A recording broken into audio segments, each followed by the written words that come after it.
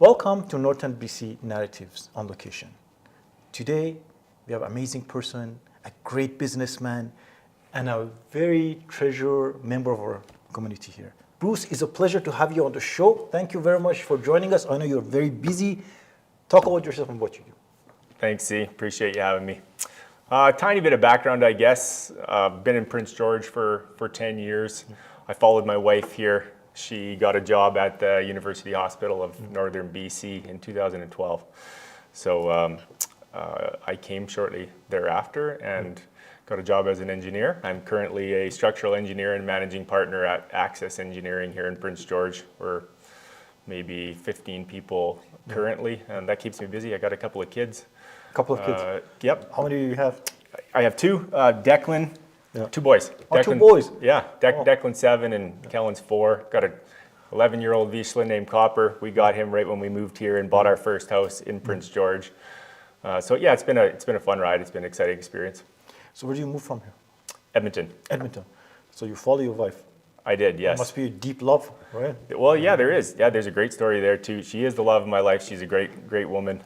Yeah. We met when we were 14, 13 years old in high school. Talk about the story, get deep into it. Yeah, I love love stories. You know what? Because it's so few now.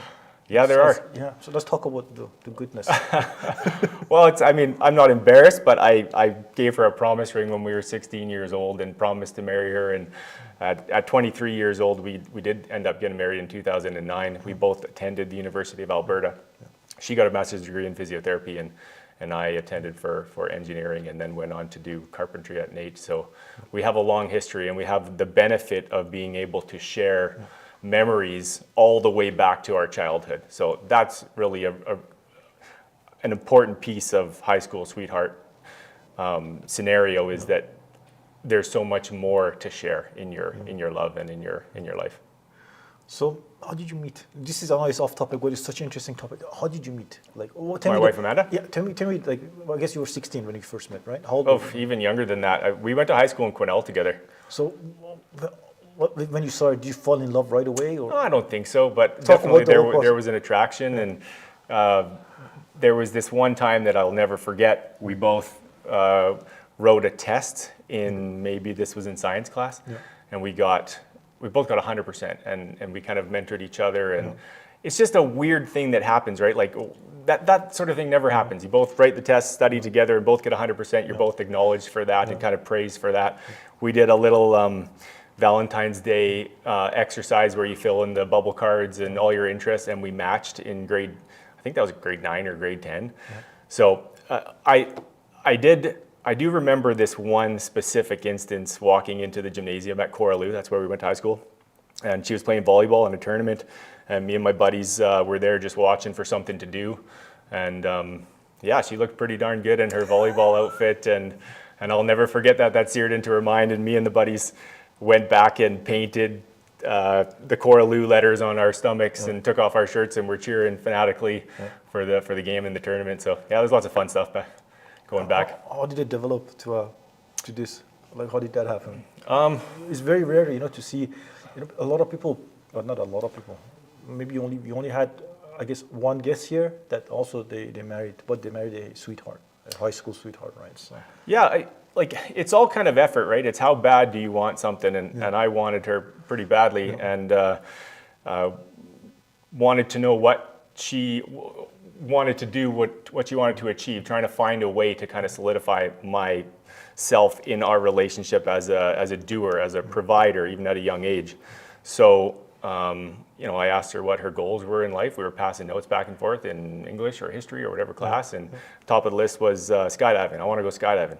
So I asked her father, who is an intimidating individual at 16 years old, if I could plan a trip for her 16th birthday and take her to Chilliwack, and we would stay at my aunt's house, and it would be chaperoned, and take her skydiving. And after months and months of coercion, he said yes, and the rest is history. So we had that experience together, and that was kind of the start of something beautiful. So you guys ended up in the same college together, or? We did, yeah. Talk about that. How did that happen? What was the planning? Yeah, we had some options to go to different universities. We both had good grades. UN or UBC, sorry, in Vancouver was an option. A couple of the universities, but we both got scholarships to attend University of Alberta, so it was a no-brainer. But of course, that comes up when you're young, and it's like you're in love and you're expressing your love for each other. But how serious are you? Are you willing to sacrifice the school of your choice in order to go somewhere and be with somebody that, you know, sometimes parents and older people are like, you have no idea what's in store for you. This could be a mistake. So I'm glad it worked out. And I probably would have made the sacrifice and went to a different university than the one I wanted to, but it was a perfect scenario. We both got the scholarship and away we went. So how was the experience in the college? I mean, the university. Which university did you go to? University of Alberta in Edmonton. Okay. And it was good. Yeah, it was good. So you studied together, you know, Well, stuff like that? no. So I was in engineering department, and she was in, at the time, maybe physical education program.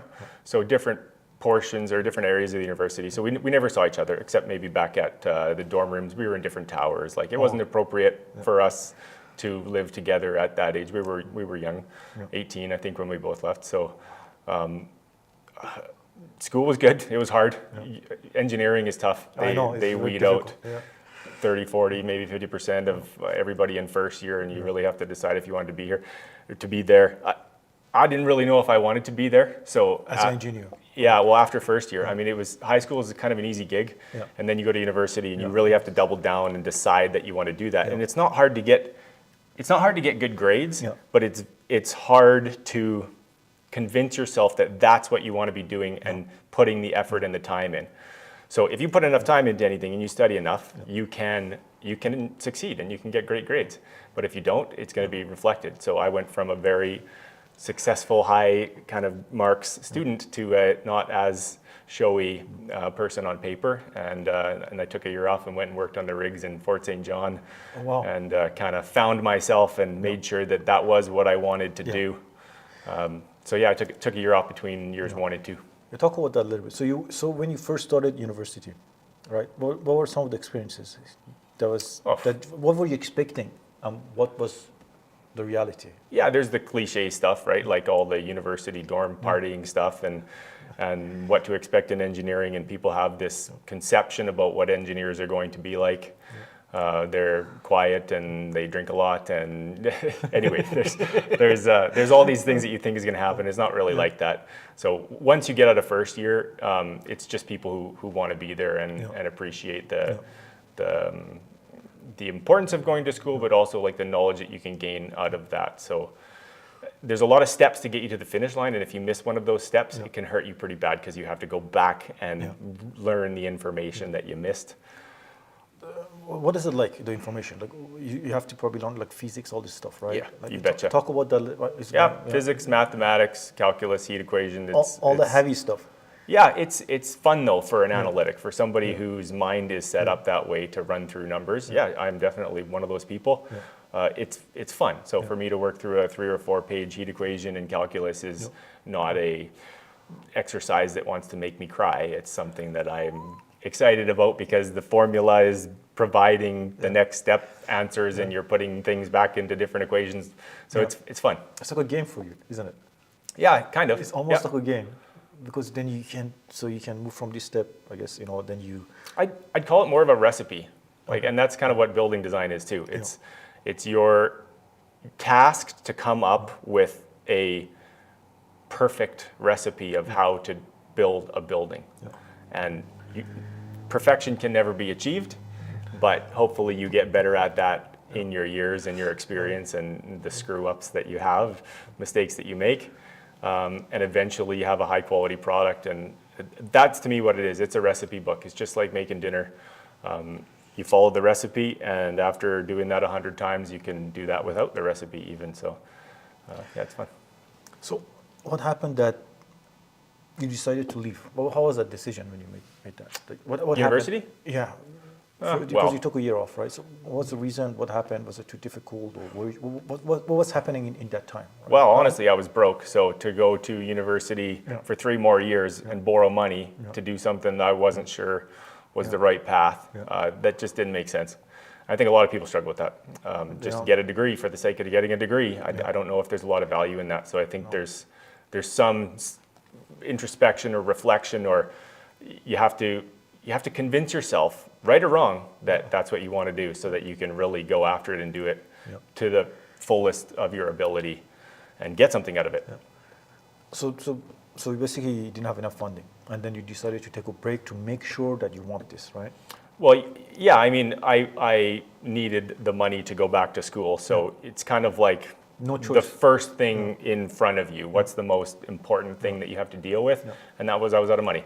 So I had to get a job, and the easiest place to do that at the time was the oil patch. So there's easy money to be made. It's hard work, but it was everywhere at the time. Talk about that experience, leaving the university, because now you're in university for 1 year, right? You're used to writing and things like that, and then solving problems. Now you go to a physical demanding work. Am I right? Was it physically demanding? Oh yeah, yeah. Let's talk about the experience. You know, the funny thing is, when you build a successful business, right? Everybody's like, oh, he's so great. He's so good. Oh, I wish I was this guy. Oh, it's such an easy life. Oh, yeah. They don't know what you have to go through, how much sacrifices, and here we are, the sacrifices, right? For sure. To get it. So talk about that. Like, what happened? Like the first day you go there, hey, what the heck is this place? Was it like that, or were you Yeah, like, well, nobody really wanted to hire me at first because I didn't have any experience. So I think I showed up to Neighbors Production Services yard, I think 13 days in a row in the morning with my work boots on, and eventually they finally said, fine, get in here, let's go. You're a lease hand, and you go from lease hand to roughneck to derrick hand.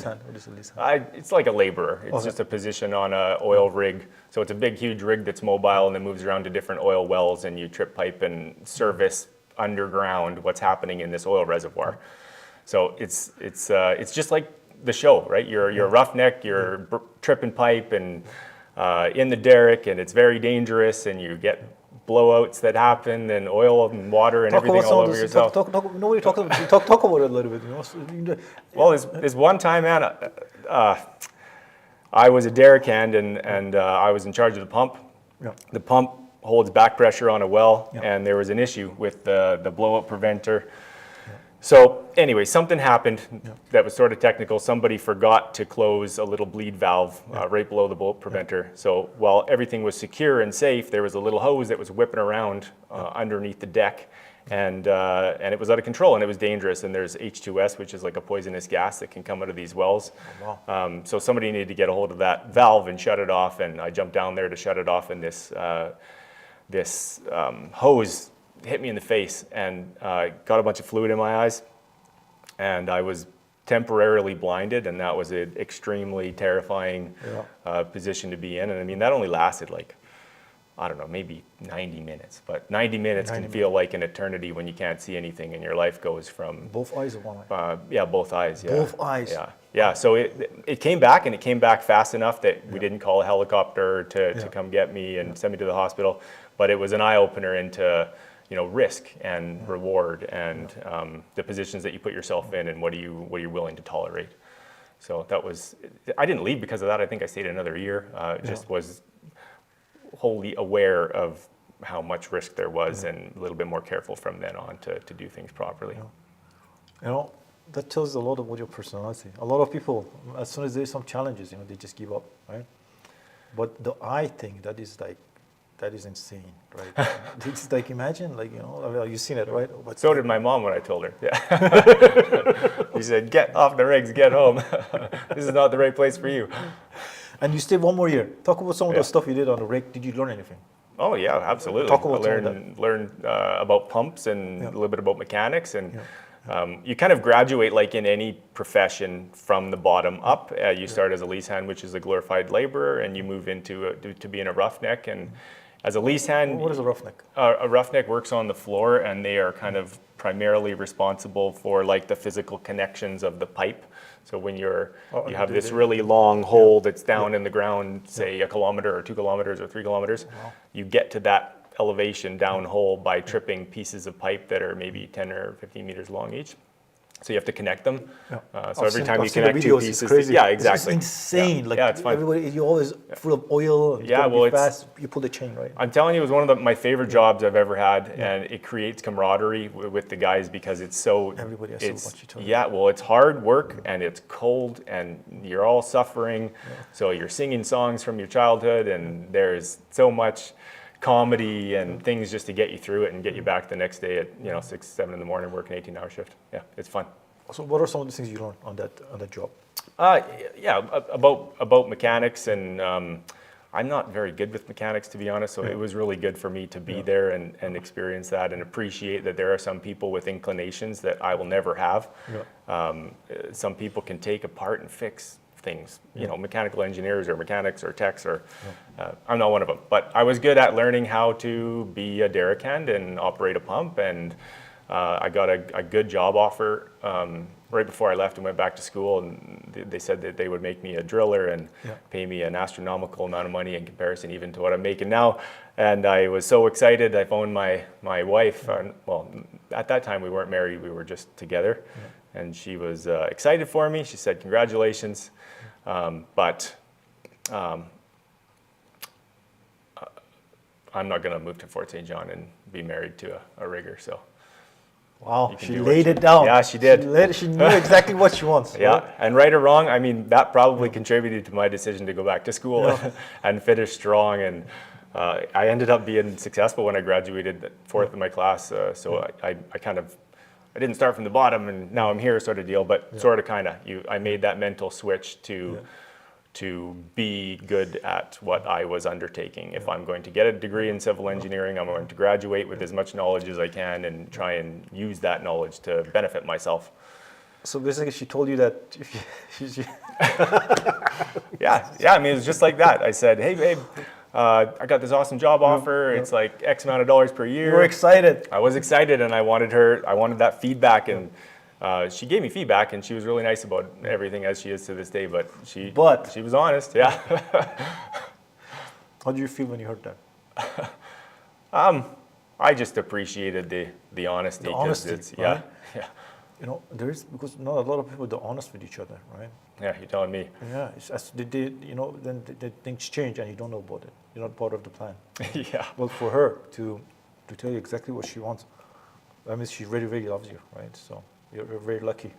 Yeah, we made those promises a long time ago, and I think we've kept them to each other to be honest, and it's an important part of a long-lasting relationship. Exactly. People think, just because you're married and you have a relationship, you don't have to do anything. You have to do so much work to upkeep and make it better and better every day, right? Because you want to grow together. Right? Yeah. What do you think about that? Well, I think it's a lot easier to have a positive and equitable relationship when you don't have kids. Yep. It's a lot easier to do that. And once you have children, the priorities change, and you're a father first and then a husband. Yeah. But you still have to think about how you're going to maintain that relationship and that love and give the other person what they need, and not kind of forget about them entirely. Even though you're doing it for a good person, I'm being the provider, I'm being a good dad, but you're still forgetting about this other person that has needs, and that's a two-way street. So I won't lie and say we have a perfect relationship. We've done counseling sessions and everything else, but we've also enjoyed a ton of positive communication and experiences and love. Nobody has a perfect relationship. Everybody has issues. Like I know people, I know a lot of Italians, and the Italians, they married at a young age and they stay with each other like forever. Yeah, good or bad. Yeah, good. But they fix it, right? There is always challenges. What can you do, right? Yeah. But the alternative out there is horrendous. Like what is out there is nothing compared to the person that you go with, right? It's totally different. People don't realize that. Sometimes people, they think there's something better out there. Right? There's nothing. Compared to what you have, right? All those ideas are gone. Well, I certainly don't know anything about that, but I think it would be terrifying to be on the market, so to speak. I tell you, I have a lot of friends that, they didn't grow together, right? And then you find out like what is going on out there. Everything has changed, right? Yeah. Integrity is not existent that much anymore. And then there's not a lot of love and, being a team, right? Because the perfect relationship, I guess, in some degree, is to be a team member, right? Sometimes things are tough, right? And then you work it together, no matter what, right? That's what life is, right? So yeah. And then a lot of people don't realize that. As soon as it gets tough, I want out. Out? What? There's nothing. Yeah. This is crazy. But once you have kids, I heard that many times. Once you have kids, there's an extra restraint on the relationship. Oh, there is, yeah. Yeah, but it's totally worth it. Yeah. It's the most incredible experience, and they go through all of these phases that Yeah. everybody kind of scoffs at, and all these experiences are cliche, and everybody experiences them. But to you as the parent, they're perfect, and Yeah. they're amazing. Like when your child tells you for the first time that they love you, they know how to talk and they articulate that. I mean, oh, that's a heartbreaker. It's so good. The funny thing is your parents went through the same thing too, Yeah. right? And then you're going through it, you know. Oh, It's one thing to hear about it and experience it. yeah. Right? Yeah, it's also a fun thing to watch your parents be grandparents and how incredible that is. And they're reliving part of their childhood through the eyes of this youngster. And you're seeing parts of them that you've never seen because they don't have to be a disciplinarian and they don't have to do all these roles with your children that you have to do. You know, it's not your job to be your kid's friend. And sometimes that's hard. It's hard. You can do things that hurt you too. That for the betterment of them, of course, you just want people to love them. You want them to be a good human. Yeah, you know, if you don't put any discipline, then you know you're setting up for failure. Right? Yeah. So, you know, the funny thing about grandparents is my grandparents, they were to my parents, they were like really, really strict. My grandfather, extremely strict, but he was like a angel to me. And my mom would look at him, and like, "What happened here?" He was like, you know, it's great. You saw that too when your father and your mom. It was like so nice. It's like, hey. They still have it in them, and they'll pull it out every now and then, but it's not the same as I remember growing up anyway. It wasn't the rule with the iron fist scenario. So, Cool, man. So then you went back to the university and you studied for three more years? Or? Yeah, you betcha. I finished my bachelor's degree in civil engineering. Yeah. So how was it going from that job to the school? Did you forget some stuff, or did you have to like, take some extra classes to remember, or like upgrade or something? Because you know something, you know, that happens. Sometimes when you take a year off to university, they change the curriculums. Yeah, right. I wouldn't say that so much. It's not that I shot myself in the foot, but I wish I would have tried harder in first year, because there was an opportunity to gain some knowledge that, like, everything is presented to you in an education system in a way that you need to learn A before you get to Z, A, B, C, D, E, right? So if you're at A and you're messing around and you're not paying attention, and then you're working through to D, and there's a lot that depends on A, you know, you have to go back and do a bunch of rework, and you're never really going to be in that headspace and that, like, university and any post-secondary education, even high school, is incredible how much time you have to commit to something just to learn. And then once you get out in the workforce, that doesn't exist anymore. So a lot of that continuing professional development after you have a full-time job that you're working 40 hours a week, that has to happen on your own time. Your employer's not interested in giving you 6 hours a day to learn about differential equations because you didn't pay attention in first year, right? So it's it was harder, but yeah, you buckle down and you did it. Yeah, you do it. Yeah, and I had two of those experiences because I did carpentry after I graduated university. So after you graduated carpentry, why? Because of the money, right? No. So I have Crohn's disease. Okay. Explain what is Crohn's disease. Some people don't even know. Yeah, sure. Crohn's disease is just like an inflammatory disorder that affects your digestive system. Okay. So like colitis is another kind of sister or brother or connected disease, or like irritable bowel syndrome. It's kind of like that, except worse. So when I was 16, I got diagnosed with that, and went from like this, you know, physically fit and capable boxer and somebody with boxer. Yeah, I was a boxer. Yeah, lots of confidence. And, hey, I need to move that chair back. Okay, but it changes you, right? You go from somebody who's strong and healthy and fit to a walking stick human. You know, I lost 30 or 40 pounds. I had a bowel resection. And it was unhealthy. And bowel section, they cut stuff out. Yeah, they cut out parts of your intestine that are affected because they're kind of too far gone. So that same thing happened to me in 2009. So I graduated university and I took a role with a company, and it was a lot of management responsibility, and that kind of manifested itself inside of me, stress physically, and I ended up back in the hospital and another second bowel resection, and so How much did you cut out this time? Oh, lots. Like I think I'm missing, I don't know, 5 or 7 feet or something. So like, I don't know how much we got. So what did they 20 cut? something Did they feet? cut the colon or did they cut or did they cut The small intestine, I think. I can't remember all the names, but ileum, duodenum, something. Those are. So Latin names, eh? I don't know.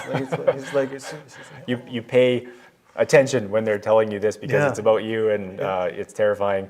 But over the years, I've kind of come to manage the disease very well and successfully. And so anyway, long story short, I threw away the engineering idea for the time being because it was too stressful, and I went into carpentry because I thought that was going to be an easy thing mentally to handle. So when you graduated, you ended up in hospital, I guess, right? Is that what happened? Or? I graduated from university. Yeah. We got married. Me and my wife got married that summer, Yeah. and then I shipped out to Regina to manage a piling project for an oil refinery, and within 4 months, I was in a really rough shape. So it was a tough scenario. How long were you in the hospital for? Maybe a couple of weeks. Yeah, How couple was of it weeks. recovery? How long did it take? It's a normal surgery thing, maybe 6 weeks. If you get really sick, the recovery is longer because your body takes longer to recover from the damage. But it's a pretty typical, cut your stomach open and do the thing and put it back together. So it's, if you go into surgery for anything, they kind of tell you, don't lift anything for 6 weeks. So it's standard in that regard. And how was your wife feeling when you? Yeah, it's been like, it's like an emotional thing, right? You kind of think about yourself and you question all of your strength and why is this being done to you and this is not fair and why do I have to struggle with all of this? But I just want it to be a lesson to everybody that everybody goes through hard stuff. It doesn't matter who you're talking to. They have something in their life that they're struggling with now or they've really struggled with in the past. And it's just a stepping stone. It just means that your path to where you want to go, your big goals, your big dreams, you just have to move around this obstacle. Yeah. That's it. That's all it means. It just means that you have to think about where bathrooms are when you take a bus trip from Vancouver to Prince George. Yeah. It doesn't need to be an end to your goals and dreams, and you shouldn't use it as a crutch or as an excuse not to do things, which I think a lot of people do. But that's a really bad mistake to make because sooner or later you're going to convince yourself that you can't do something because of this excuse that you're putting up. So yeah, I didn't let it, and I was pretty comfortable in the labor industry, so I just put the tool belt on and went to work as a carpenter and took a few years off. You don't have no excuses. That's the good thing about it. You don't make anything excuse because a lot of people, what happens, right? Everybody has so much excuses now, right? I cannot do it because I'm like that. But you like the Terminator. I'm serious. Not a lot of people. That's why when you see somebody who's a successful business person, unless some of them, their mommy and daddy give it to them, it's Maybe, different, yeah. right? But like people like you, right? You can see like as soon as you walked in, I'm like, this guy is like alive. There's this, he's full of energy. He's like, he's gonna have a great story, right? Thanks, appreciate and it that. is coming out, right? Like It depends when you ask me though, or when you ask a person, Yeah. right? Yeah. Right after the surgery, you can get pretty down on yourself. Of So course. it really does depend, and it depends on your support network and who's there to support you. And kind of circling back to my wife and my family, she was there the first time when we were 16 years old, and she showed up and she stayed with me, even though I went from being a popular, strong, capable man or almost a man to very little in the eyes of everybody in high school because a lot of how you identify is physical kind of representation. So At that age, she was there for you. at that age, at 16, I asked for her and she showed up at the hospital. Her parents drove her to the hospital. It's so cute, right? When you think about it way back, 16-year-olds and professing their love for each other and all that. But it's awesome. And she's been there every step of the way. So That is beautiful. I owe a lot of my success to her support for sure. They say behind every strong man there's a woman, right? This is the Yeah. perfect example, right? So Yeah, and she's no slouch in her own regard. She's a successful physiotherapist, and she goes to work every day. So I think we got a good thing. I'm obviously proud of her. we asked her to come too, so it'd be very interesting. Yeah, if you asked her all these questions, she might have a slightly different take on it. No, but the hardest thing to find in life, I keep going back to the relationship because that's what we are here for, right? And when you have a really good relationship, it just makes it easier for you. You know that somebody is your teammate. Yeah. They're gonna be there for you no matter what. That Well, gives you like superpower, right? Yeah, it allows you to take risks that you might not take otherwise. Like one person, man is an island. Yeah. Like it's not, you can't things are scary. Making business decisions, having kids, getting married, those are all huge things in life, and they're way easier when somebody's telling you, don't worry, you're doing the right thing, I trust you, it's gonna be okay. It doesn't matter if it doesn't work out. Yep. We're gonna make it through. We're gonna do this together. So that has enabled me to make a lot of moves and have a lot of success. And so yeah, I owe her a lot. That's beautiful. I love this story. Thanks. These are my favorite stories. Like, oh man, it's so tasty. The beauty of the whole thing. Not as drag as engineering. No, engineering is good. When I was at UBC, I had a lot of engineer friends. They're very smart people, very talented. Geniuses almost. They see things black and white, though. It's very, I know that. Yeah, it's analytics and it's right and wrong, and yeah. you need guidelines for everything. You need process for everything. Yeah. In that regard, they can be hard to argue with, but you don't want to argue with an engineer. You don't. You don't. It's because it's gonna. The answers are very technical, right? Yeah. And I'm a very creative person. Right? I look. It's just it doesn't work. So I don't argue. The world needs all types, though, right? Yeah. We need a mix of everything. So you did labor for a while, and then what happened? Let's go through that. So Yeah, I did carpentry with PCL. So I actually ended up working on the university campus at the Centennial Center for Interdisciplinary Science, big mouthful, but that was a huge building being constructed on campus at the time. So I went to university at the U of A, and then I went back to work as a carpenter building a building at the U of A. So that was really neat. Yeah. And then after 3 years of that, working in the cold and in the mud, and I kind of reevaluated where my career was going to go, what the trajectory of that was going to be. And I was just ready to dive back into that engineering role and be a designer. Like, there's a lot of confidence that comes from learning how to do it out of a book, and then kind of going out and trying your hand at the physical thing, banging nails and putting formwork up and pouring concrete and rebar, and being there on site when the cranes are doing heavy lifts and seeing it all happen in real life. So that provided me a lot of confidence to go into building design and kind of walk tall again and say, I'm an engineer in training, but I'm an engineer in training kind of like nobody else he's ever seen, because I'm also a red seal carpenter. Oh, wow, you're a red seal carpenter. Yeah, you betcha. I kind of ticked that box before going back. It kind of made sense, right? If you're going to spend 4 years playing carpenter, you want the letters behind your name and the plaque on the wall in the office when you're all done. That gives you such an edge on the business. Yeah. Because you have done the practical stuff, and now you know the design stuff, and you combine them together, so your designs are just going to be perfect. Well, I don't know if I would say that. I would say it gives you confidence, and confidence gives you an edge. A lot of people, say that, oh, that must be incredible, and that's the reason that you've been successful. That's not quite true. The reason you went through so much, it's a personality, right? Well, yeah, maybe. It's just having a variety of experiences and knowledge kind of lets you see things a little bit differently than everybody else, and that's the real advantage, is that perspective and the ability to, make assumptions and ask questions and say, well, they're not going to do it that way in their real life. Like, it doesn't matter how you draw it on paper, they're not going to build it that way.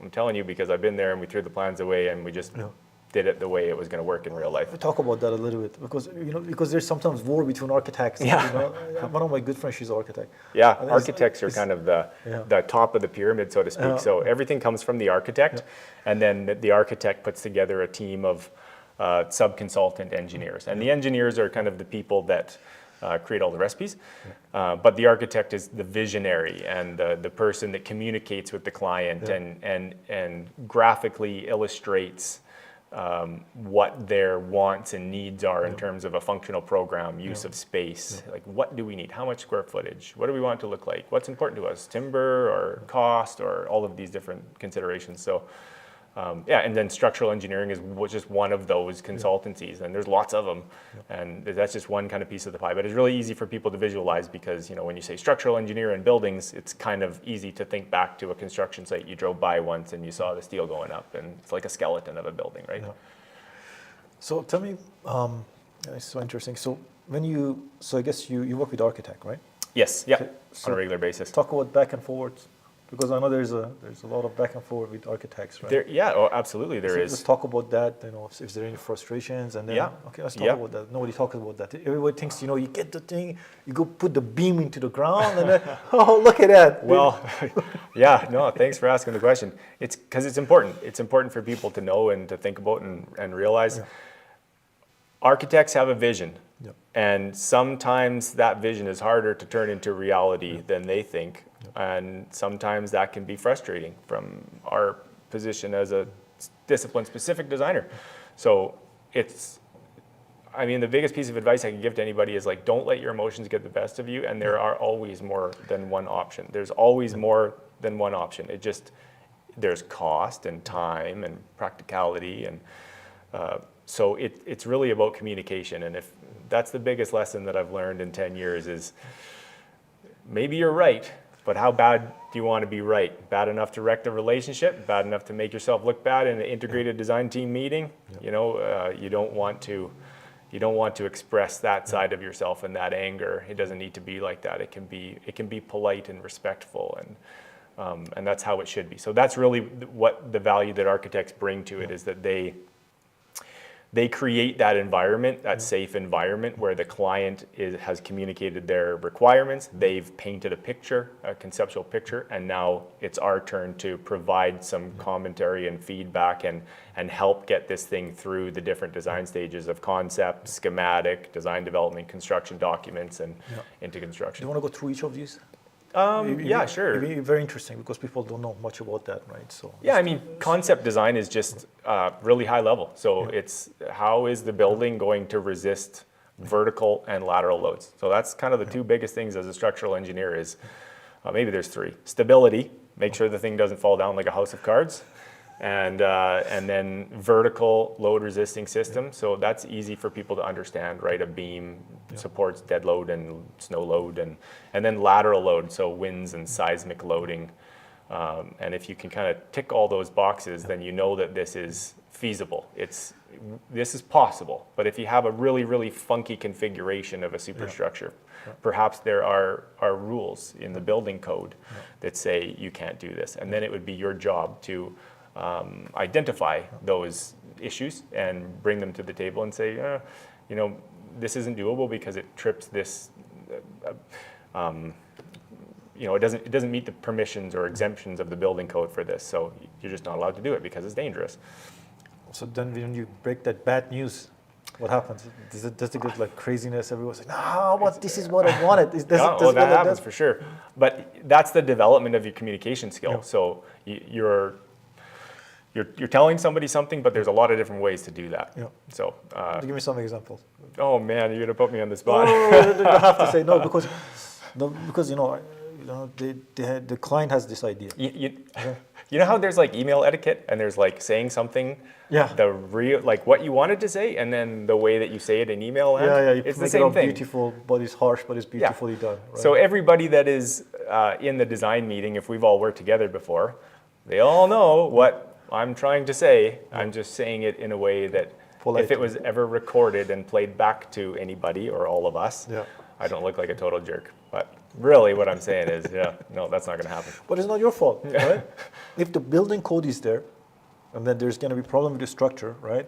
You cannot build it, right? If it's not safe. It's just not as simple as that, though, right? There's all of these like these pulls. So it's like mechanical design has a pull. Well, we need the rooftop unit here because we need the space condition, and electrical has a pull. And they say, well, BC Hydro has all these rules, and we got to put the conduit into this foundation in this location. And the architect says, well, this is the flow of the path that people want to take. So everybody's right. It's just who wins the argument. How important is that consideration versus another competing consideration? So it's like a war zone. Well, I mean, it doesn't have to be, but sometimes it can get colorful, yeah. How colorful does it get sometimes? I heard stories. No, to be honest, if it's led by a good architect or lead consultancy, it's always a good place to be and to work. It's integrated design, like it's a team. And I've never been on a team in sports. I was a boxer and I didn't really play organized sports. So for me, this is my learning and experience being a team member. And I imagine it's not crazy different from being on a sports team. You do your job, and sometimes your job is just to do what you're told to do, even though you don't maybe want to do it, because that's your job on the team, and that's what the team needs you to do. Have you seen some very colorful experiences in the boardroom? In the boardroom? Not too many. I mean, in comparison to construction, not at all. But that can be a double-edged sword. So I'm a little bit more comfortable with confrontation than a lot of maybe professionals would be. So I have to be careful not to be too hard on people, because the construction industry is notoriously hard on everybody and everything, and they make horrendous jokes and they pick on each other mercilessly, and it's just part of the camaraderie or suffrage that everybody has to go through. That's working what guys outside do, minus 30. right? That's what guys do. We make fun of each other all the time, and nobody gets offended, right? Yeah, and things are changing on the construction site. Like society is evolving, and everything is changing. So it's probably different than when I worked there 10 years ago. I mean, I hate to think I'm getting old, but people are crying. So me. I have to go home early. Maybe. My heart is broken. Yeah, that person wouldn't last, I don't think. That is crazy. You want to talk about some of the most interesting structures that you worked on? Well, the legacy stuff, the legacy projects. Talk about the legacy. I don't even know what is legacy project. It just means like the ones that you're going to put in your brochure. Oh, okay. So the ones you show, and then Okay, so there's all the work that you do, most all of of it. the revenue that you get, but there's only 10 maybe projects a year with all of your 15 personnel that are worth putting on the company brochure. So those are the projects that we kind of identify with. Those aren't the projects that you make any money on, but they are the ones that are awesome and worthy of kind of marketing and communications. We've done some neat stuff for some First Nations. We're working on a community center in Chislata. We're working on some ice rink and administrative buildings in another First Nation community. We have, like in town, the BC Government Employees Union building on Quebec and 5th Avenue is like a notable building. I think that was designed by Studio B Architects. Really beautiful building. And that was, I wasn't the signing engineer, but I was the kind of project engineer on that under Fergus when I was an engineer in training. So that one's kind of close to my heart. Best Western Hotel, I don't know if you stayed there or driven by it. It's in behind Walmart. There's a bunch of multi-residential stuff. It's very beautiful. The red one, that was designed by Chernoff Thompson Architects here in town. So, I mean, they're all over the place. It's just, we also design things outside of the Prince George region. So, it's hard to describe buildings to our audience via words. It's way better to see that in person. But there's lots around town that we've done. Public Safety Operations Building, it's an emergency operation command center for the regional district. That's on OP Crescent. That was a really neat building and went through crazy amounts of design iterations. Talk about that a little bit, because it sounds like it was a nightmare, but it turns out to be beautiful. Yeah, for sure it did. IDL built that building, really good building. KMBR was the architect. We started with this elaborate structural steel superstructure, and then cost rings the doorbell and says, hey, this is $2 million over budget, so let's redesign this and make it a little more practical. So the result is a simpler building, but it's still a beautiful building, and it still provides the same form and function. And in the end, it was still a legacy project for us. So that was fun. That's a post-disaster building, so there's some funky things with the structure that gets to be done on post-disaster. Everything is seismically restrained, and everything is designed with kind of an increase in safety factor. Talk about that a little bit. What is it, and what kind of things go through it? Right? I guess it's for earthquakes and things like that. Right? Yeah, exactly. So and let's talk about that a little bit. Yeah, no problem. There's not many changes up here practically between a post-disaster building and a normal importance building. So the building code is going to say, hey, there's all these importance categories: low importance, normal, high, and post-disaster. And then each one of those importance categories is going to have a different kind of a factor. It's kind of like a safety factor applied to all of the design capacity or the loading. So a building, I mean, it's pretty simple. The intent is that if there's an earthquake, the post-disaster building doesn't fall down, and you can still use it and operate with it, and it's not going to have a bunch of cracked things everywhere, and the water's not going to work because a pipe broke. So that's the intent. It's just a way more robust building. So you can be sure that that building is stronger than all of the other buildings in Prince George, maybe except the police station and the fire hall and that sort of thing. So what does it go into the building to make it like that? What is different? What material are we using in here? Like, is it like all metal or concrete, or what is it? Yeah, it doesn't actually change anything to do with the material type. It just it changes how much load we put on the model and how much resistance the primary structure is going to have. So, Talk about that a little bit. Do you have to use different beams? Do you have to use like, I don't know the process. What is it different? That is okay. Let's say the simple way to do it is just to say, if we're going to need a W10, which is like a 10-inch deep wide flange steel beam for a normal importance, maybe we need a 12-inch W section for a post-disaster. It's just a beefier, more solid structure that dissipates load appropriately for a higher load condition. Oh, Yeah. so it's not okay. It's such an interesting subject. You know, the load bearing and things like that. Because like in Japan, they build things very differently, right? Yeah, actually, Japan's not crazy different from BC in regards to seismic design, because they get a lot of earthquakes. They're on the ring of fire. If you kind of look at the map of the Pacific Ocean, you know, we're on the east coast and they're on the west, or on the east, I should say, and they're on the west. And so lots of seismic activity, and in Vancouver, there's lots of seismic activity, and they've actually have a different designation for structural engineers in Vancouver, and that's called Struct-Eng. Yeah, what is it? It's just like a higher understanding of seismic loading and load resistance in a building. So for the rest of Canada, let's say the Canadian Shield, it just has sort of wind loads. There's no seismic events that happen right in the middle of Canada. But on the West Coast, that's different.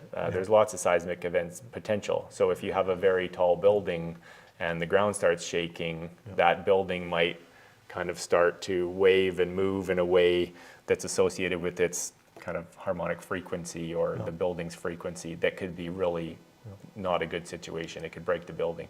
So it's way more education around seismicity and testing, so that there's confidence, the public has confidence that the engineering professionals that are designing buildings in that region have the appropriate knowledge and understanding to do that, because it is really easy to not do things properly. I mean, engineers kind of live by the code and the regulations, but as you get closer to the end of your career, I think different engineers have a different risk tolerance, and they're more kind of inclined to do things that are maybe arguably compliant and not evidently compliant. Yeah, that's an example of how you say things a nice way.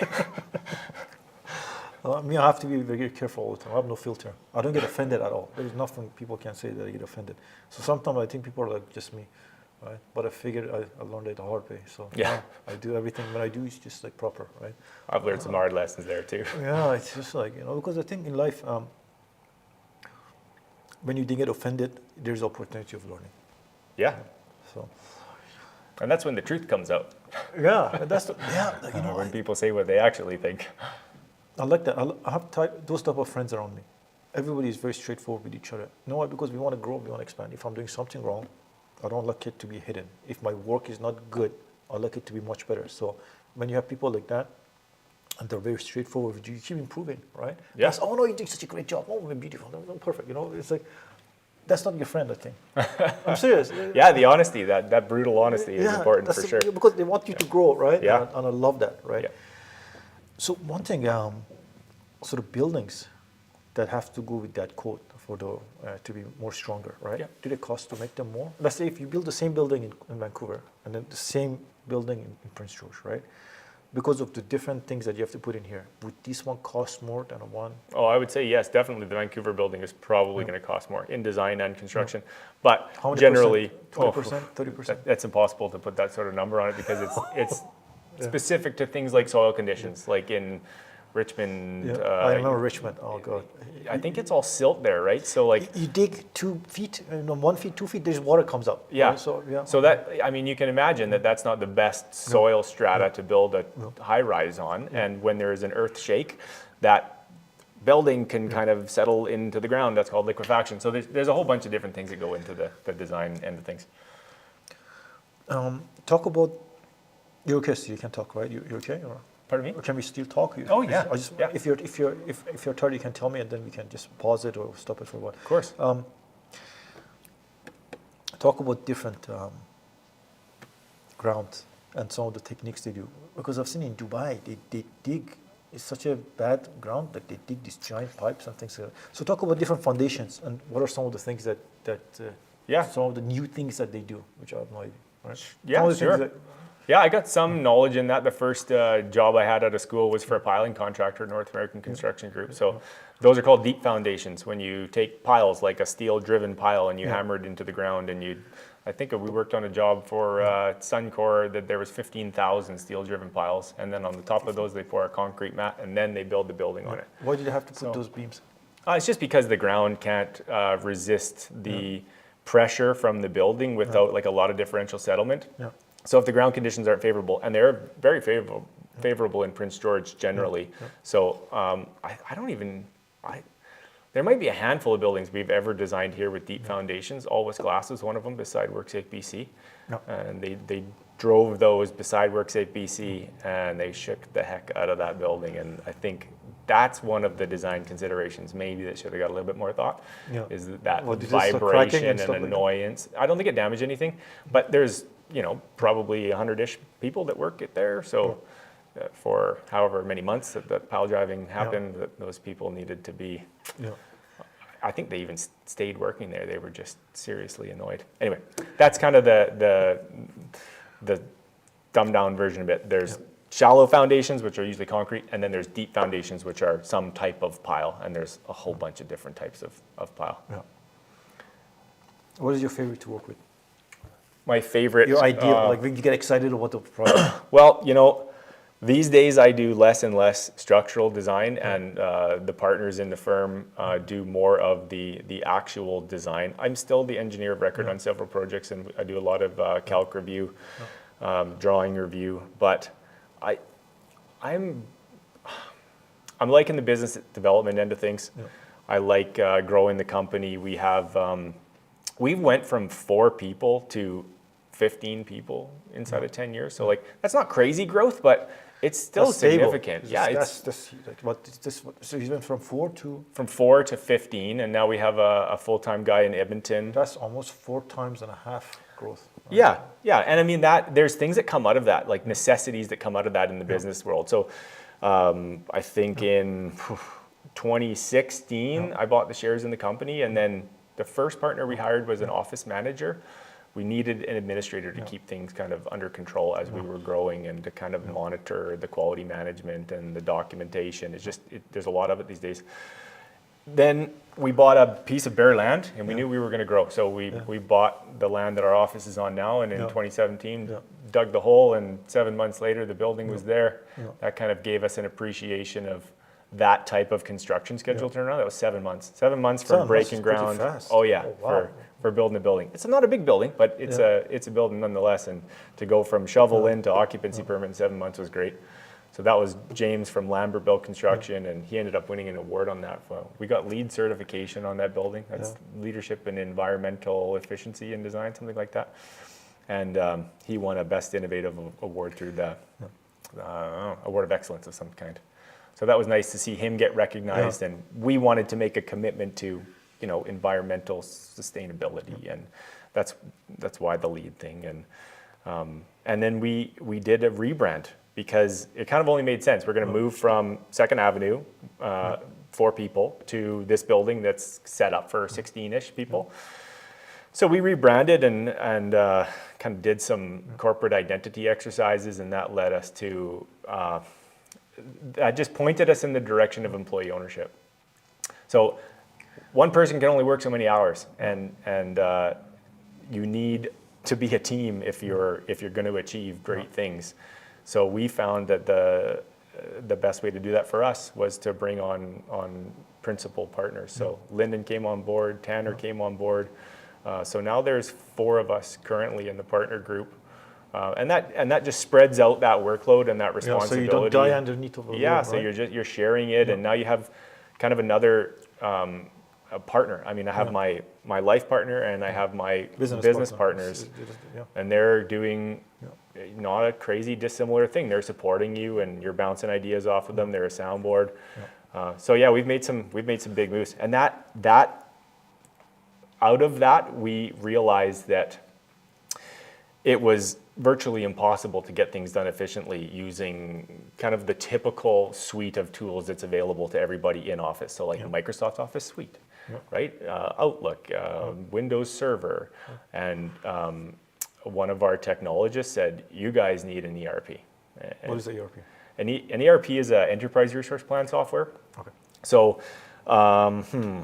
like time entry. I don't know if you ever worked anywhere where you had to put your time in on a digital thing. So that's maybe one piece of an ERP. Or actually, there are ERPs that's all they do is time entry and accounting or invoicing. Like simply accounting would be one. QuickBooks would it do like project steps, right? So for the project has started, this is the next step. These are costs. So everything is something precisely. Like that. I mean, you're taking it right out of my mouth. That's perfect. So we needed a place to be able to consolidate or create and track and document and just handle project information. So you have a good overview, like a pie, you can see everything. Okay, we had a blue book when I started with Fergus, a blue book. It was literally this book like this in a binder, and we wrote down the project and what the information was. And then there was hundreds of pages in that book, and that was the project book. That was it. And then we went to Excel, and then it's all numbers. and then we went to a database. So the database is the ERP. An ERP is essentially a database. And now you have all of your data in this kind of circular environment where you can code and manipulate it to be presented in any fashion, in any way that you like. So it's amazing. So I know it makes life so much easier, right? It Because does. You have access to it all the time, right? It saves you time. It automates repetitive tasks that happen in Office, and essentially it saves you time.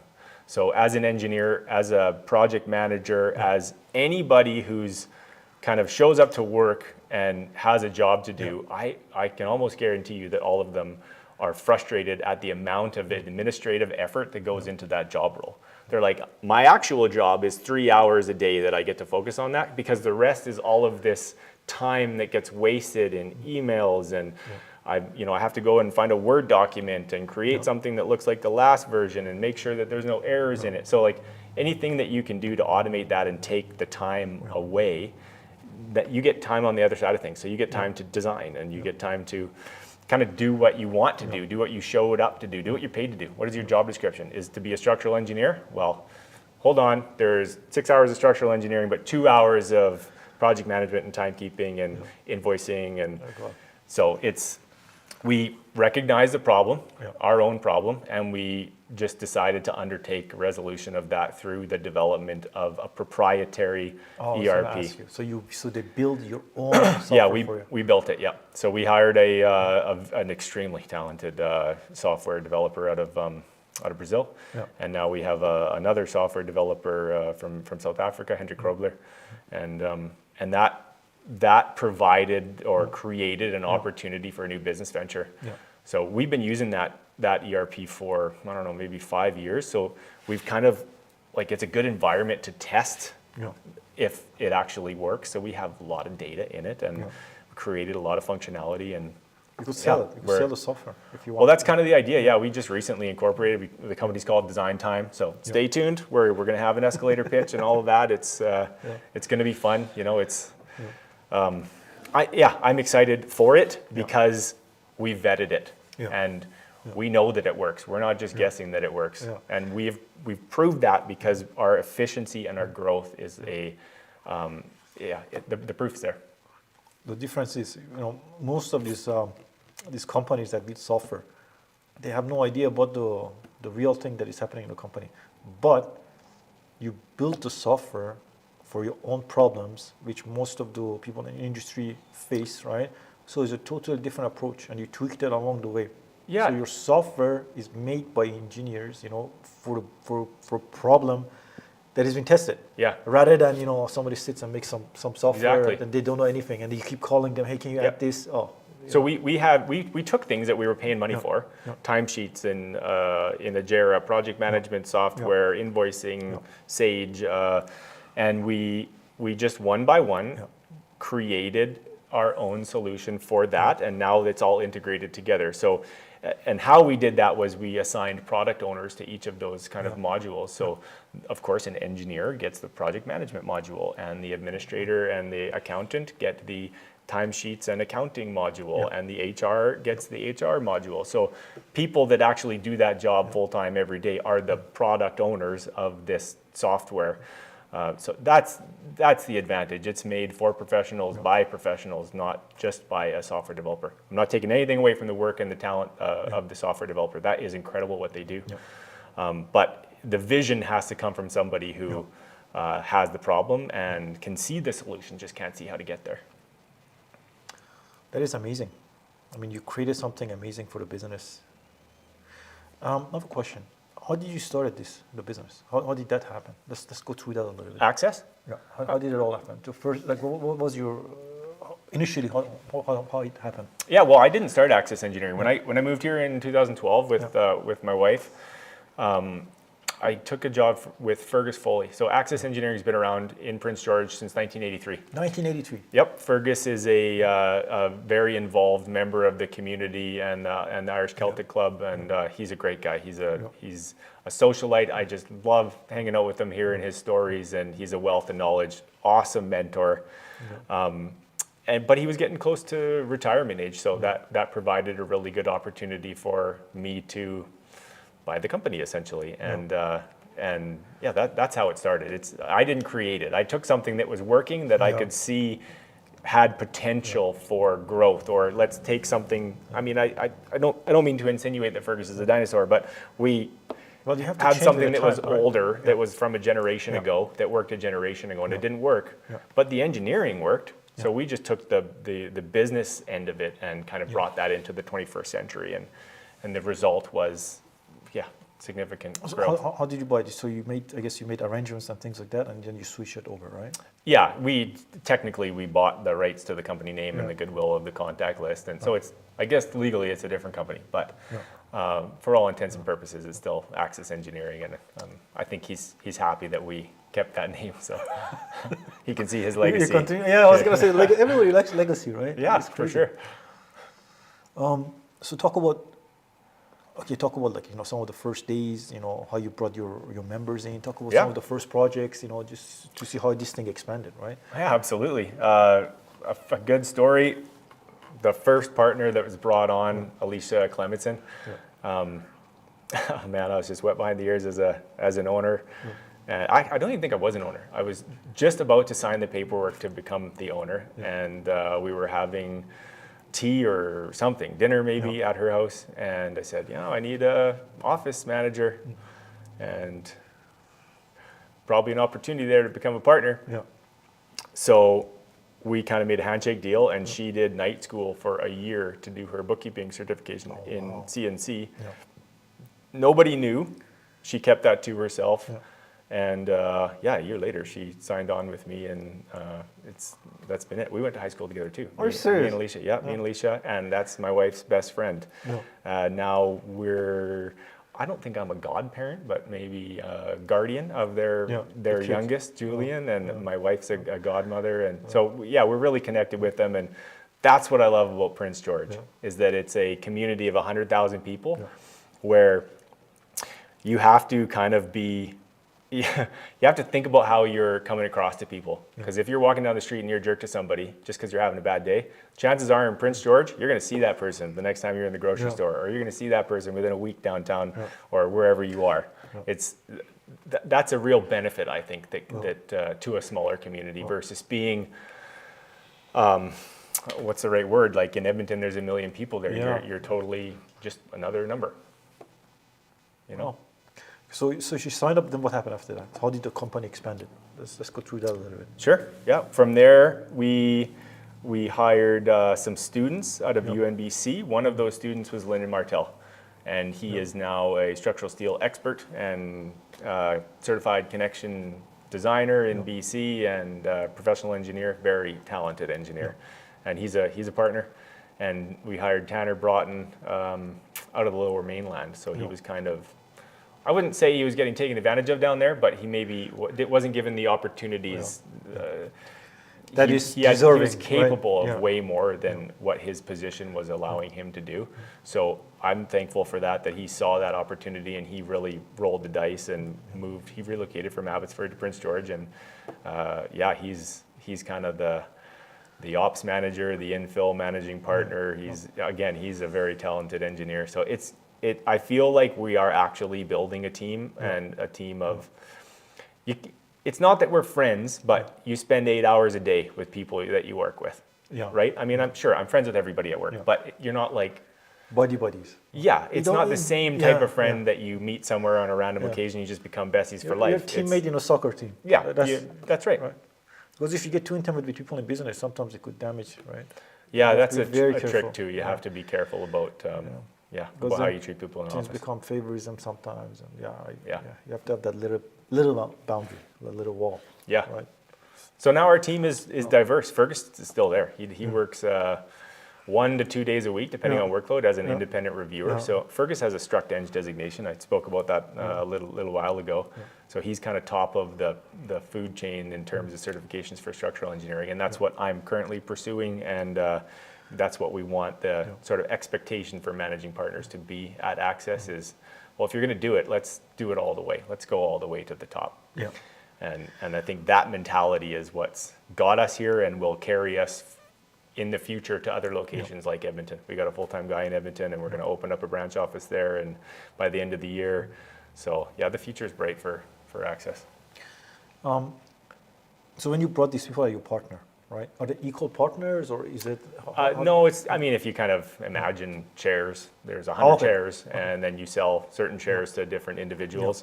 And the idea is that one day when there's 10 partners or 20 partners, then we're all sort of relatively equitable in terms of how much revenue generation that you're responsible for.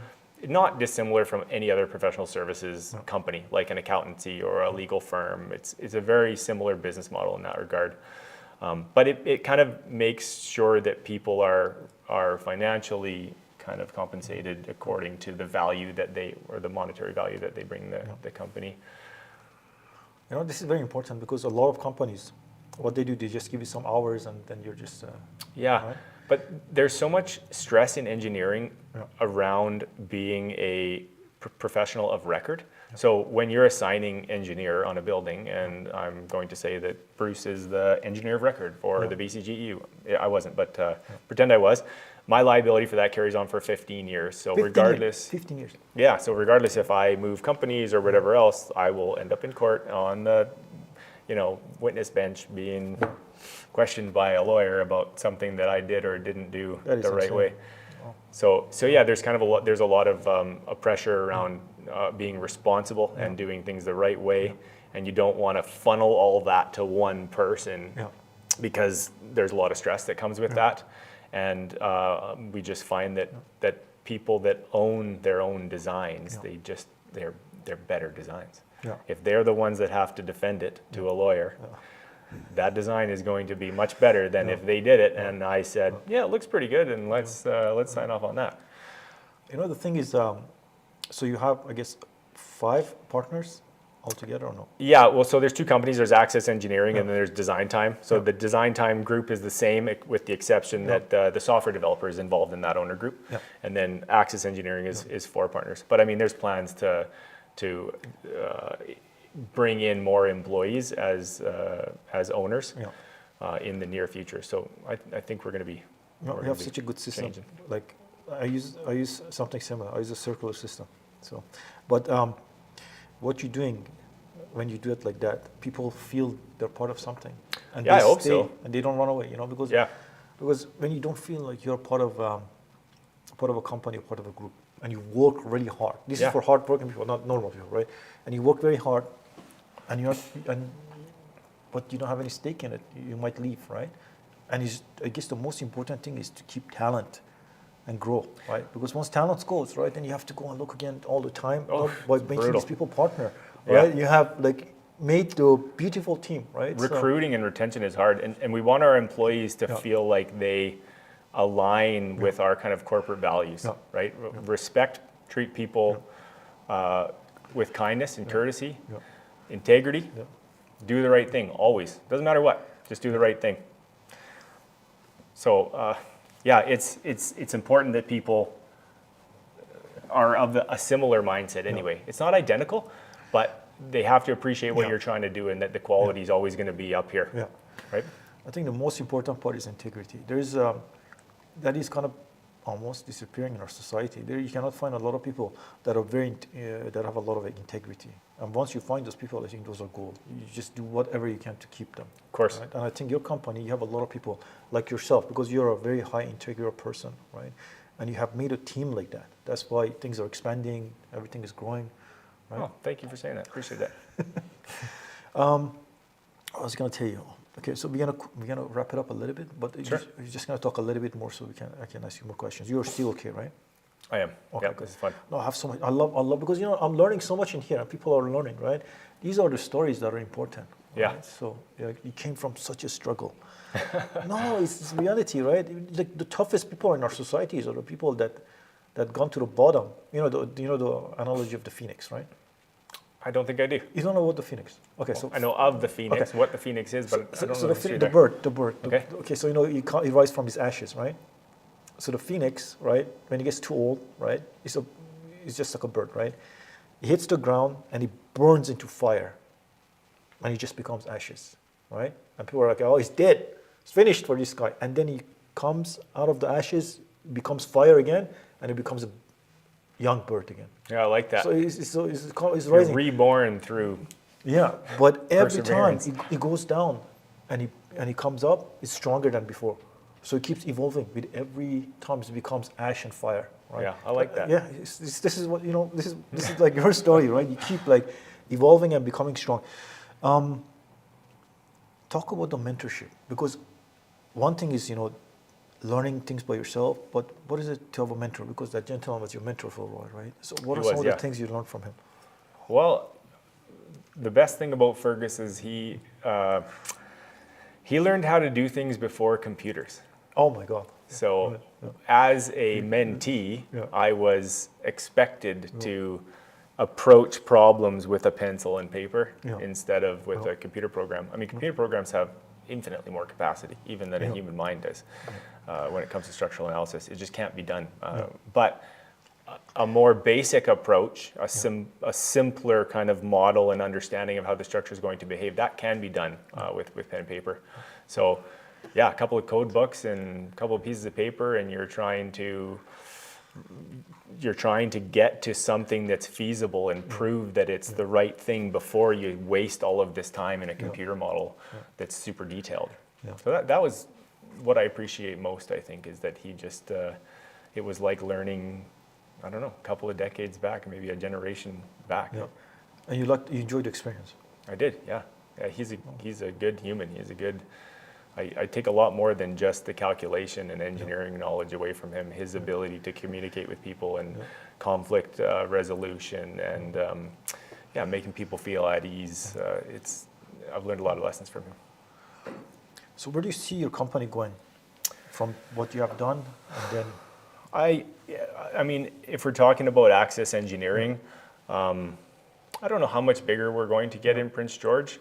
I think that Prince George it kind of depends how much regional work we do, but inside of Prince George, there's not that many buildings that go up every single year. So not that we're maxed out, but maybe we're going to slow the growth down in the PG office unless we went interdisciplinary, which means that we would undertake something like civil design work or geotechnical, or I don't think we're going to do that. But so the growth is probably Edmonton focused, and we'll go from there. And I think Edmonton, like as you know, that's a million people there. So if you're kind of just bigger and bigger, right? I think it's going to blow up. But if you think about, there's 100,000 people in Prince George and there's a million people in Edmonton, there's literally 10 times as much work in Edmonton. So if there's 15 of us here, I don't know, the potential is pretty big. So we want a piece of it, and we're eager to get set up and start being a service provider there and to see what comes of it. And the taxes are low, right? Yeah. Yeah, you don't have to tell me twice. I have so many questions, but I have to tone it down. All right, I always get excited. Okay, so I have to thank you for a little bit. There's so many. When you look at your life right now, from the time that I guess you met your wife, right?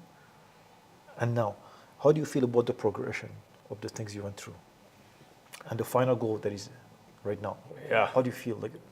Well, I mean, the ultimate goal, I'm sure this would be echoed by many, is Yeah. to be, in my situation, it's to be a good father Yeah. and to be a good husband and to be a contributing member of my society. Now, I think I am a good father, and I think that I think I'm a good husband too. Yeah.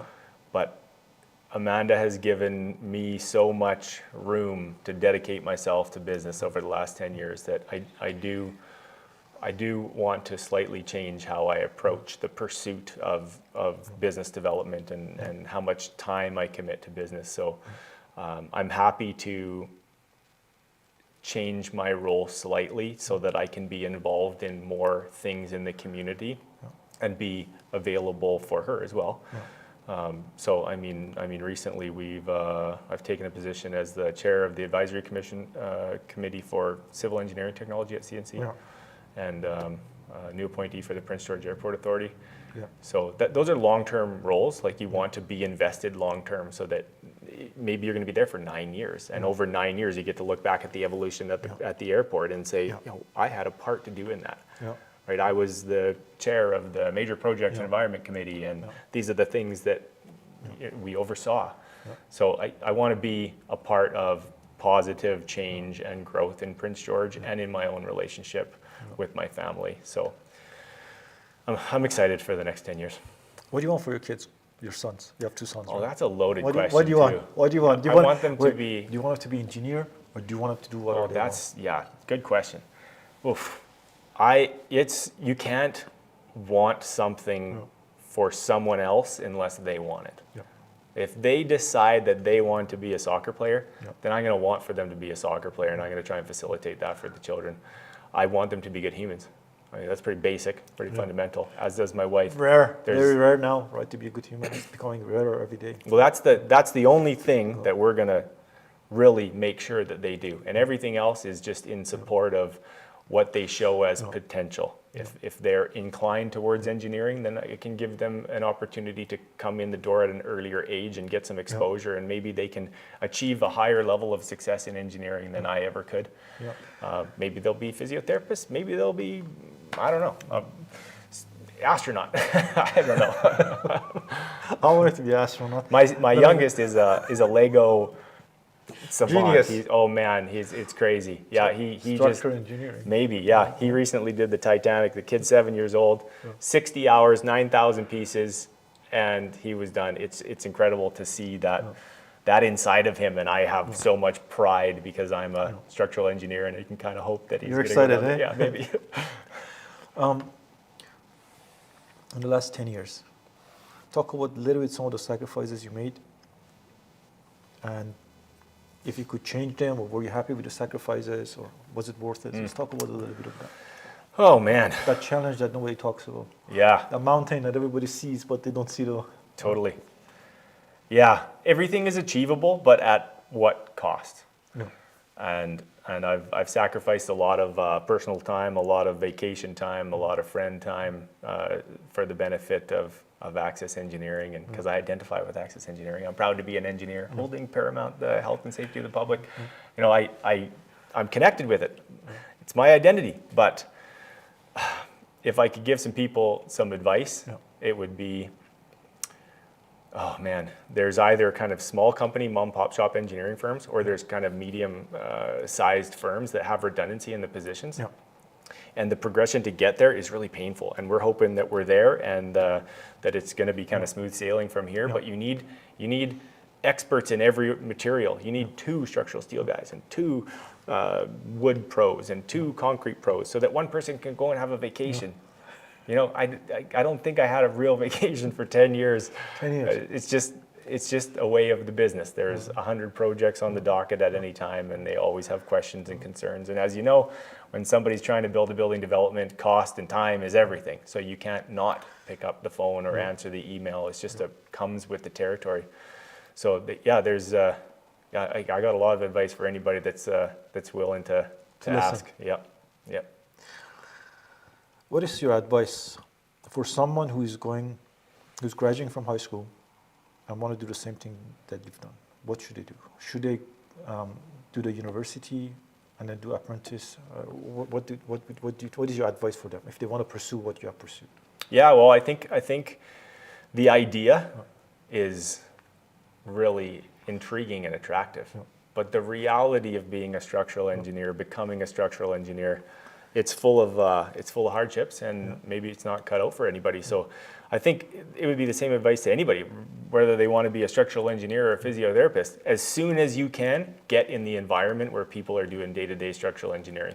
If you're in high school, look at CNC and UNBC, and maybe there's some active mind summer camp that you can get into, or some awareness so that you can figure out what it's actually going to be like, not just this idea in your mind about what you think being a structural engineer is, what it's actually going to be like. And if that still interests you, then the sooner you can get in that environment, the better. If you're in second year, don't stop knocking on the doors of the places that you want to work. Say you'll work for free. It doesn't matter. In the grand scheme of things, $20 an hour as a student, you forecast that over 50-year career, it doesn't matter. Just get in the place where you want to be to prove to yourself that you like it. And once you're convinced that that's what you want to do for the rest of your life, you'll be amazed at what that can drive you to do in school and in work. And it's compounding interest, it's compounding knowledge. You start at 12, by the time you're 70, you're way further ahead than somebody, you put $10 a week right now, what does that end up being in 50 years? It's compounding knowledge. That's beautiful. Anything else you want to talk about? No, I will leave you with a quote, and that is, the best way to predict the future is to create it. Beautiful. Where can people find you? Do you have a website? Or where Absolutely. Yeah, I mean, Google's the person that knows everything these days, and we are Access Engineering Consultants Ltd. out of Prince George, soon to be in Edmonton, and stay tuned for design time. Beautiful. It was a pleasure to have you on the show. Thank you. And I hope to see you again. And I'm going to finish it right now. Okay. Thank you very much for joining us on this episode. I hope that you learned a lot of new stuff, and especially about passion and what you love. Mom, just before we finish, why is it important to follow your passion? Oh. If you love what you do, you'll never work a day in your life. That's beautiful. Pleasure.